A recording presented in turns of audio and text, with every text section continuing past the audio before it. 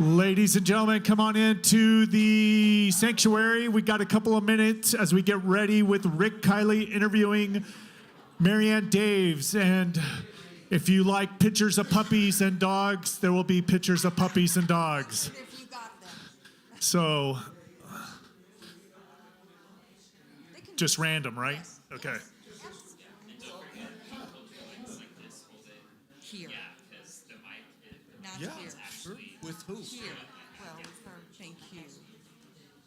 Yeah, sure. It doesn't. Yeah, I'd love to go out to dinner. See if it, well, I know you would. See if it could go well anywhere. Make it not too. Give me a shot. And I'm gonna not too spicy diet. I don't know. You have. I'm almost I'm a big celebrity, you know. He's half of this show. And are you the one that's? Oh. Are you the one that Stuart sent the email to about Tuesdays? Oh, okay. You and me. Okay. I just wasn't sure.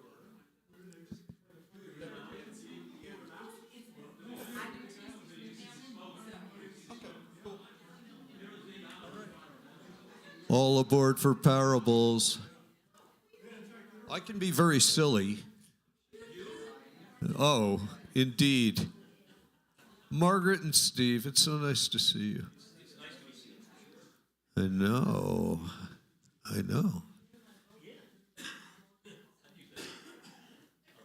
See what you're missing?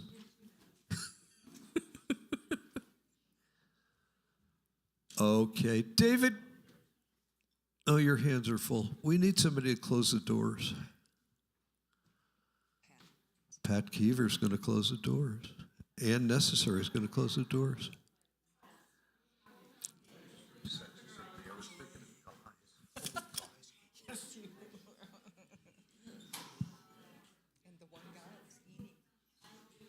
Okay.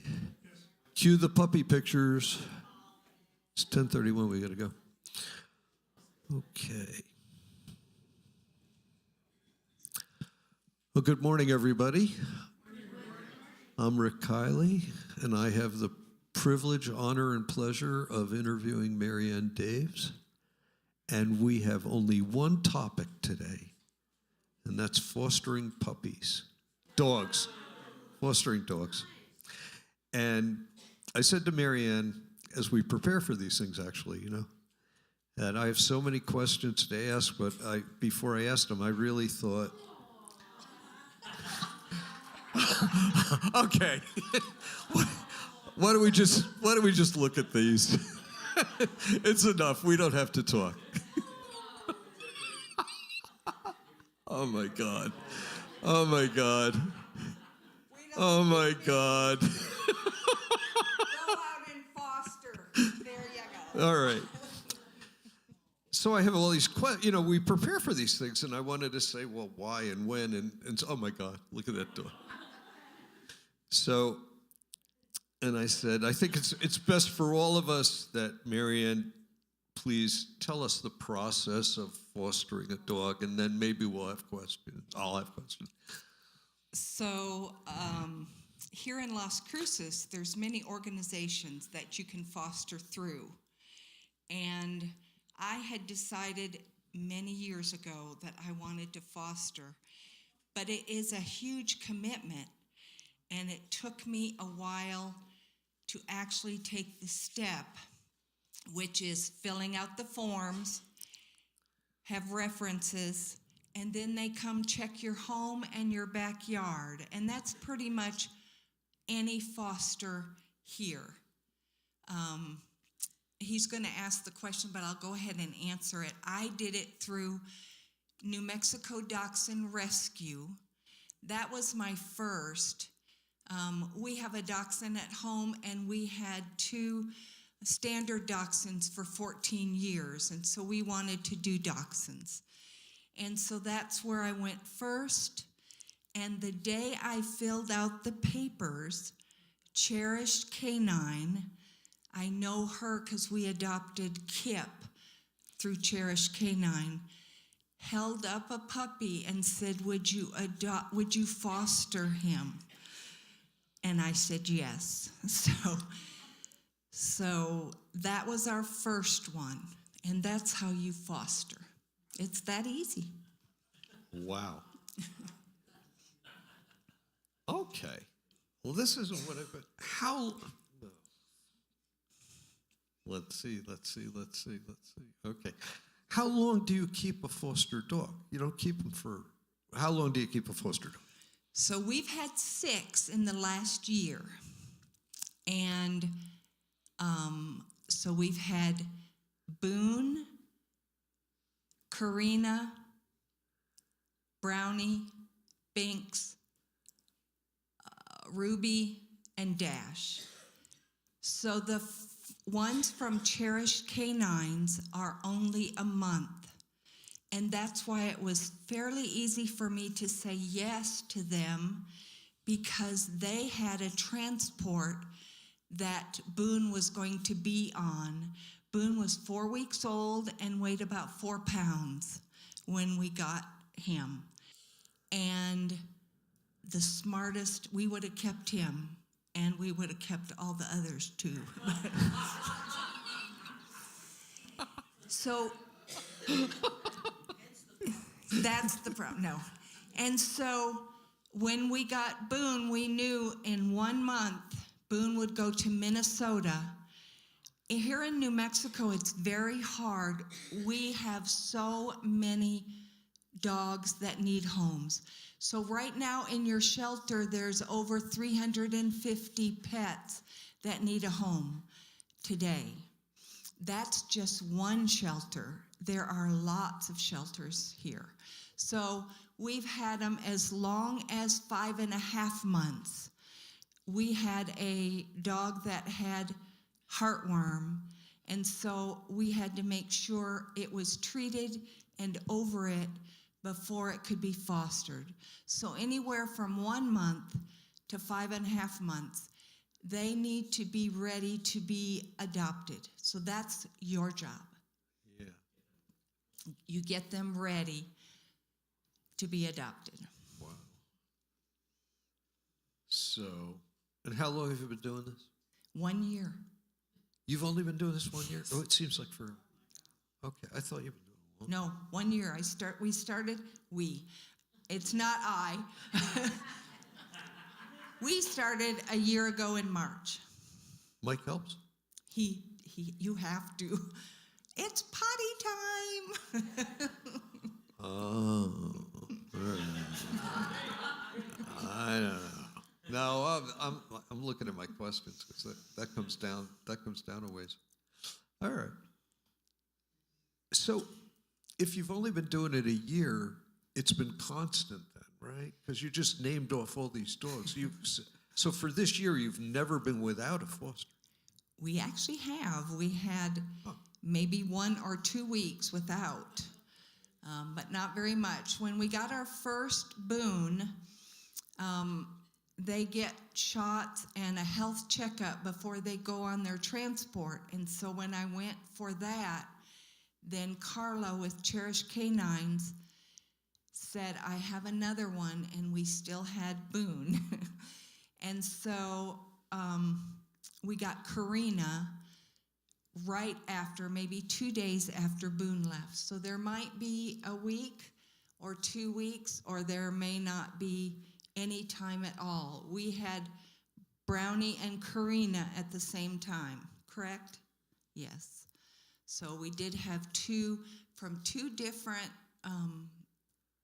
organizations at the same time. So we had 1 from New Mexico Dachshund Rescue and 1 from Cherish Canines.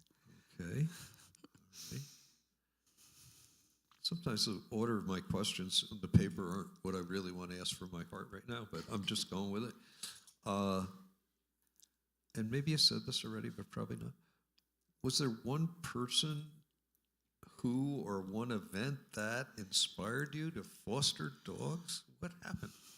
Why? I am sure you two have a burning desire to save or help someone, that is mine. So there is not a person, but I will not watch a movie where the dog dies. No. And yes, and that I won't watch those either. But that was in my heart. I don't know that it's in Mike's heart. And I do ask him, but he also knows I'm going to take him, so you might as well say yes. A few times I would get the call, the New Mexico Dachshund Rescue is out of Albuquerque, and there's 2 women that run it. And you just get a call. And so I got a call, and there was a dachshund at the animal shelter. And they have a agreement, the animal shelter and New Mexico Dachshund Rescue has an agreement. If a dachshund comes in, they get a call, and we go and save it. And so we usually go that day. It very seldom spends too much time at the shelter. And we pick up that dog and foster it. So we get a call, and I will say, Mike, are you ready for another? I guess so. and we go with it. So that's how it's done. All right. I think I know what the most joyful part is. What's the saddest part? So giving them away, of course, is the saddest. It's like your children. I couldn't tell you which of the 6 I would keep. But there are times you might say, yes, I'll keep that one. And we had Ruby for 5.5 months. And that one was hard. But the day we get Ruby and Binks and Boone and Dash and Brownie, that dog is not mine. I say it over and over again. This dog is not mine. I am readying this dog for a forever home. That's what I am doing, just for, whether it's for a month. You would not believe, yes, you would. Can you imagine? 5 of these dogs were found on the street. And so we have no idea their past, what happened to them. We got Dash. That's our last one. And Dash was about 8 years old, had no teeth, was found on the streets, had huge anxiety, and I have never had a pet that had this. So it took a lot more than, I don't know if you've heard the 3 days, 3 weeks, and 3 months. That's what it takes for a pet before they are at home in your home. So the first 3 weeks is usually what we get, and that's where they feel safe in your place. And so that's the hardest part, is giving them away. The other hardest part is, I guess part of it is the training, because we had 4 puppies, and so you want immediately to potty train them, don't bite, no barking, because you want that pet to be a good pet for whoever they go to. And so that's our job, is to make sure we have a good pet that they're going to some home for. And when they leave, does somebody just come and pick them up and off they go? Yes. That's how that works. Okay. So Okay. I mean, there were 2 ways it could have happened. You would take them somewhere, or they would So get picked. the ones from Cherish Canine, I met a van at Lowe's parking lot, and they put them in a crate. Yes. Yeah. And somebody volunteers to drive them to Minnesota. And they are usually in one van, maybe two vans, and all the dogs are in crates. And of course, they have to stop for potty and feeding and whatever. So, yes, this has got to be hard on them too. But you had asked, do you ever know what happens to them afterwards? Yeah.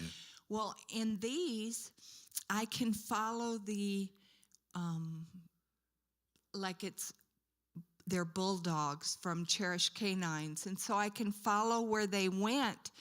And I would tell Mike every day, not adopted yet, not adopted yet. And then maybe after a week, Boone was adopted. And so it's the best joy ever is knowing that Boone was adopted and Binks was adopted. These were the ones that were shipped to Minnesota. So the ones from New Mexico Dachshund Rescue is a little different. I actually work with the person that wants to adopt them.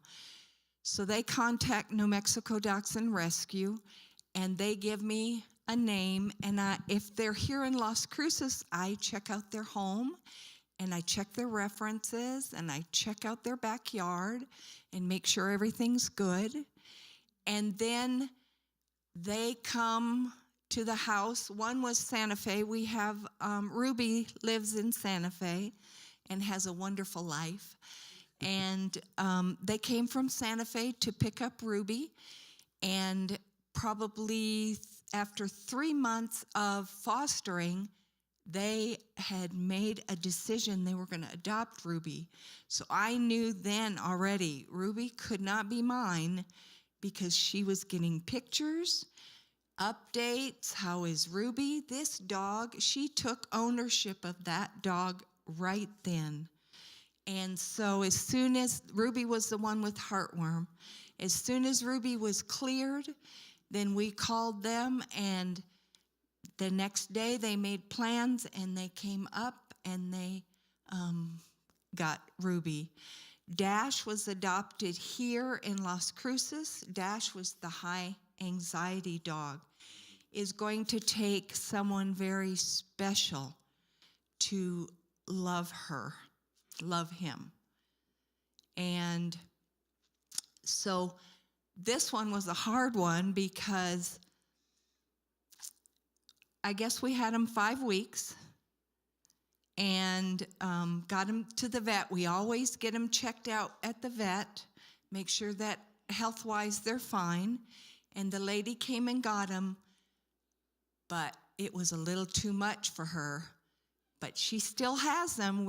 They talked her and Dash through it all. And so it's probably been 3 weeks now, about 3 weeks now that they've had Dash, and we haven't heard anything, so I think Dash is home. We do get updates on the ones from Cherish Canines that went to transport. I have to find the update. But on New Mexico Dachshund Rescue, I got pictures the first maybe 2 weeks. Here is so-and-so in their new home. Playing, whatever. And then if it's a hard day for me, I might just reach out and say, I really need a picture of Ruby today. And right away, she'll send a picture of Ruby. And then as an adopter, eventually you have to step back and say, okay, now I'm out of this picture. It's their dog. So, yeah. What? You have these dogs in your home and you have a life. So what, when you go away or you have a weekend, I've seen pictures on Facebook where you're with your family somewhere else. What happens? Who, what, how? How do they get taken care of? So we have a grandson that lives here in Las Cruces. Okay. And he comes and stays at our house. And our dogs love him more than they love Mike. It is the truth. And as much as they love me. Hard to believe. So Brescian is the one. Brescian will come, yes, will come and stay in our house. And we have a bedroom for him. And Kip, that's our dachshund that we've had 6 years. So Kip will sleep with Brescian. And then we do different things. It's whatever works. So a crate is ideal to, especially a 4-week-old, a crate is ideal. And sometimes a crate doesn't work. We had, Brownie was 9 years old when we got him. His family was from El Paso, and she took a new job and could no longer have Brownie. Yes, and so we took Brownie, and Brownie fell in love with Mike, and Mike would say, "What's not to fall in love with?" Idolized Mike. That's actually Brownie right there. No? That one? Who's up on the screen now? That's Brownie? Oh, Ruby. Is that Ruby? Anyway, so Actually, you ought to tell us who's up.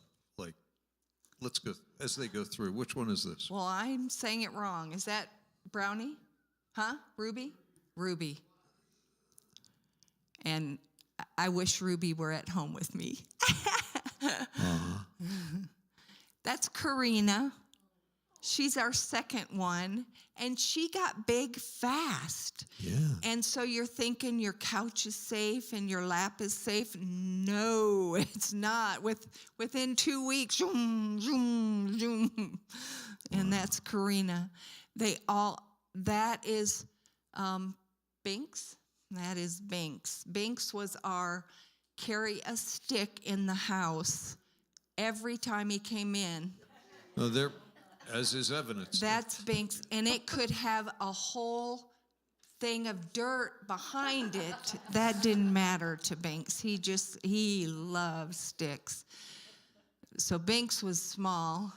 Now, that is Brownie, and it's not Ruby. We didn't have Ruby with them.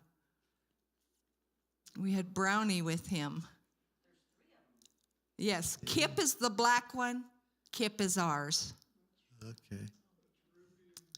Ruby and Binks and Kip. So we had 3 at one time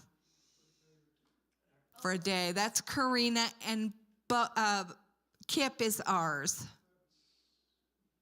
Wow. That's Karina. No, that is Karina. Yes. A red collar. Yes, it is. Yep. And what's amazing is our Kip did not say yippee, oh yay, but tolerated every single one. And within maybe 1 to 2 weeks, I should have done a video of them playing, wrestling in the living room because they would wrestle. Karina was probably the only one because she got too big too fast, and Kip's fat but not very big, and so that was too much for Kip, and Kip was like, nope, I want nothing more to do with Karina. So You said something before that really interests me, because we've had a dog for 10 and a half years that we cannot train to not bark. And I heard you say you train them not to bark. We had no luck with that. well, so no, we use a water bottle with rocks in it, and the second they bark, you shake it, which scares them, which stops them, and then you praise them because you want the stopped what they're doing. So we have a water bottle with rocks in it, and you can shake it, little tiny pebbles, shake it, and they're just scared to death.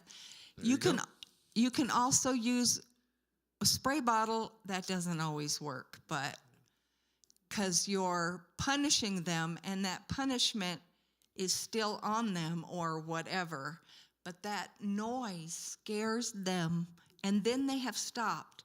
And that's when you want to say, yep, you're good. This is what we want. Yep. Well, that's interesting.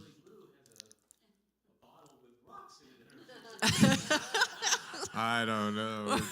It could be too late for Lily Blue. Yes, sometimes it's too late.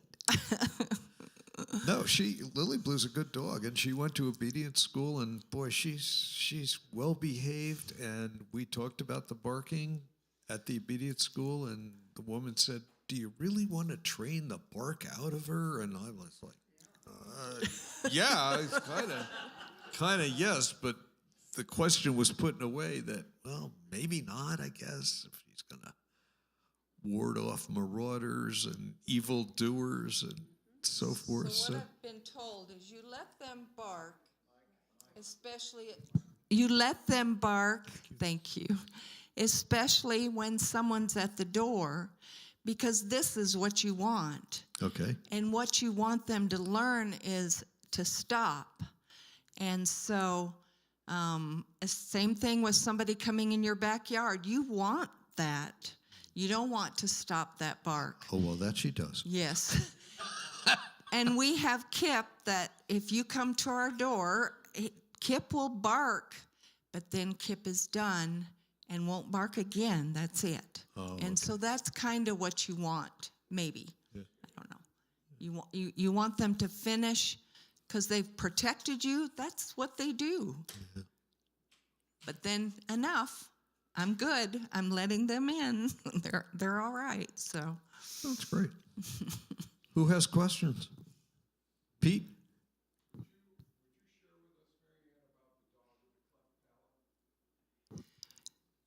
Okay, Pete Turney asked about a dog with a cleft palate. So I think you're talking about Dash with no teeth? Yes. So Dash is our last foster so far. And we picked him up at the shelter, knew nothing. They thought maybe 8 years old, but they tell by their teeth. So that's just a guess. So the first thing is, how do you feed him? And we picked him up from the shelter. All I had is kibble. I didn't have any soft food. And believe it or not, you can put water in kibble, and that's all you have to do. So I put water in kibble, and that dog ate as good as any other dog. The one thing about Dash is he thought he was starving, and there wasn't anything you could do about it, no matter how full he was. So how long he was on the street, I don't know. But he wanted to eat 24 hours a day.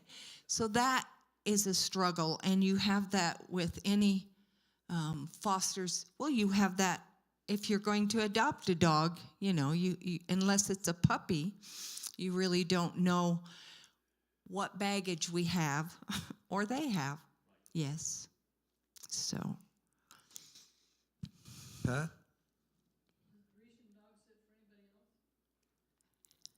I know he would. Okay, the question was if your grandson dog sat I for could anyone. never say yes for him, but he is amazing.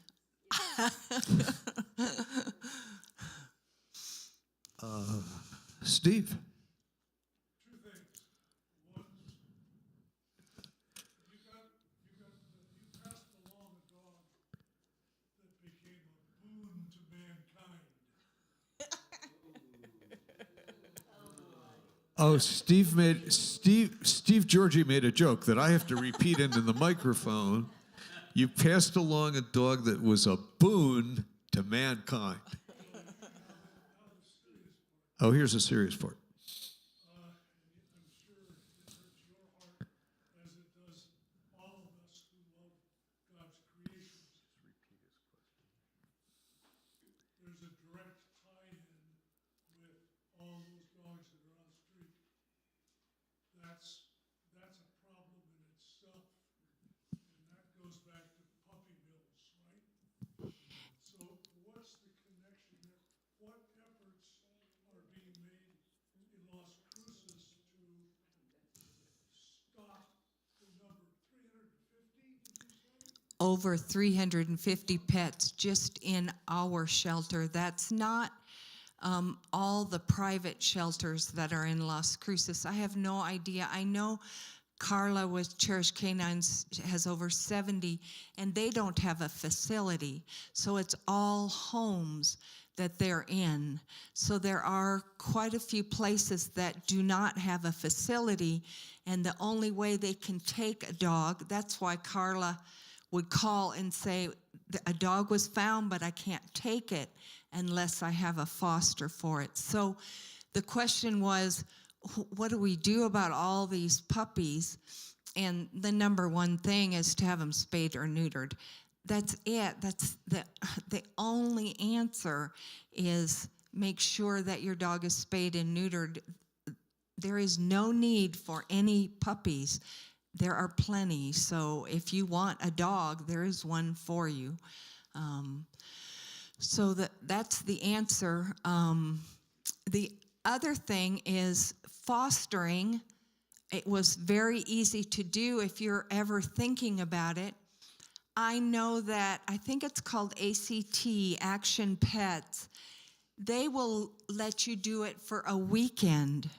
And I know the animal shelter, the same. So you can take a dog out Friday and bring it back on Monday. They hope that you're not going to bring it back, of course. But it gives you an idea of what it's like in your home. Is it something that I can take care of, handle? Is the size of the dog right?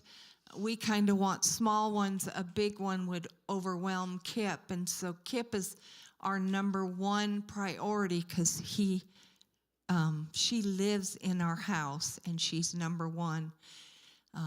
So to foster someone or a dog is very easy to do, and you can do it just for a weekend. Veterinarians in town help out with the spay and neuter stuff? So all the organizations make sure, including the animal shelter, make sure your pet is spayed or neutered. You would not adopt it. They would not let you adopt it without it being spayed or neutered. So that's part of it, and all the shots, the first shots. So your pet is ready to go. Same way with Cherish Canines, Action Pets. They make sure they know no pet should be out without it being spayed or neutered. So that's the pet you would get. Yep. I guess I was wondering, are your costs out of your pocket? So I feed them, but any veterinary costs, shots, anything like that. So this puppy came from Cherish Canine, and Carla comes to the house and gives the puppy shots and weighs him, makes sure that everything's okay, does it once every couple weeks or so. And then these puppies are too young to be spayed or neutered. So whatever shelter they're going to, make sure that that is done. All that cost comes from the shelter. New Mexico Dachshund Rescue pays for any care that the dog needs. So we got Brownie, and Brownie needed teeth pulled, 14 teeth. So this is a hard part as a foster, because you're fostering that dog during that care. And so I make the vet appointment, I go to the vet, I pick the dog up, I care for the dog. So that is mine to do. But the cost is New Mexico Dachshund Rescue pays for that. I buy all the food. If a crate was needed, I would have to buy a crate for anything like that. That would be my cost. Heartworm was about $1,000, and of course, New Mexico Dachshund Rescue paid for all that. Now, when you adopt from New Mexico Dachshund Rescue, that dog is $625, no matter what, and it helps with the cost. But every dog we've had from them has been more than $625. So they take donations and whatever. So if you can't help by fostering, you can help by donating food, puppy pads. They just had a dog that needed care, and it's on Facebook, and they needed maybe $1,000, and so you give until that $1,000 is collected, and then that dog is got that care. We have to end. One more, Mike, one more question. We got 1 minute. I'm sorry. One of you. Who has? Fran? Margaret? Margaret. Okay, I'm sorry, Fran. Margaret. I didn't see it.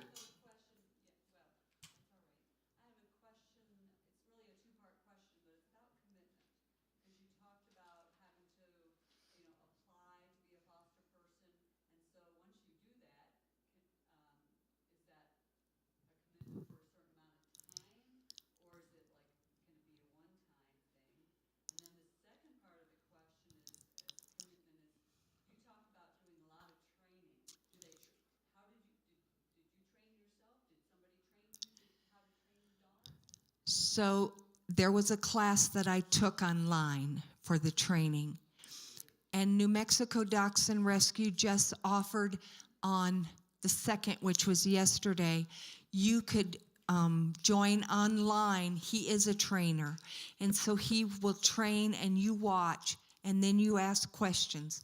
So there is a lot of that. The other comes from you. Your commitment could be one dog and you're done, or 1 week and it didn't work out and you're done. New Mexico Dachshund Rescue has about 7 foster families here in Las Cruces. So if I said no, there is somebody else that would say yes. We don't think so. We think they call only us.